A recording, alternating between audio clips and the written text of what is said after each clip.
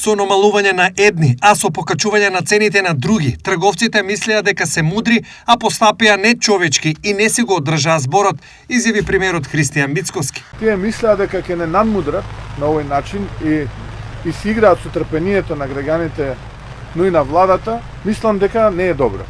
И мислам дека треба да си го преиспитаат однесувањето. Затоа што ова не е коректно однесување, посебно пред празници. На ваков начин не треба да се прават големи профити. Затоа што граѓаните очекуваат од нивна страна разбирање и во најмала мерка да биде така како што било, а не најнаш да се зголемуваат цените на одредени продукти. На одредени продукти до 25% се зголемени цените на производите. Тоа не е етичко однесување и би рекол нечовечно однесување.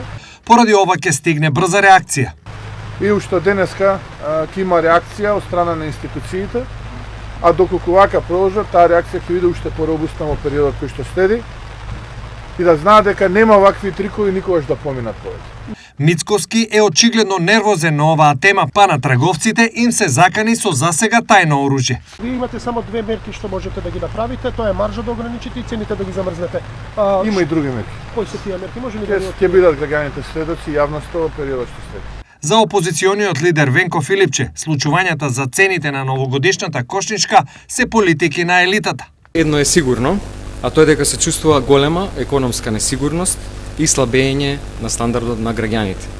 Цените растат, а владата со лажни кошнички и измами се обидува да ги излаже граѓаните дека со нешто им помага. Реалноста е сосема друга од таа што премиерот Мицкоски сака да ја прикаже, а граѓаните тоа најдобро го знаат кога ги отвораат своите паричници. За жал, оваа нова година ќе ја дочекаат многу поскромно и многу понесигурно. Економските политики на премиерот се политики за елитата. 99% од граѓаните плаќаат за 1% од елитата на Христијан Мицкоски.